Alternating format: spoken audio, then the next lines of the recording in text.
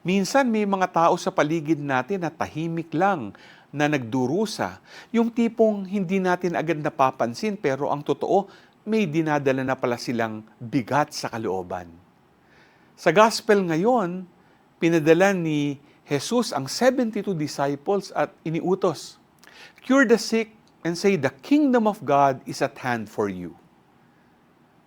Ang misyon nila ay magdala ng paghihilom at pag-asa.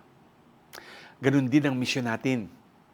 Hindi laging kailangan ng malaking bagay. Minsan, sapat na ang isang taimtim na dasal, isang simpleng salita ng pag-asa o kahit ng presensya natin.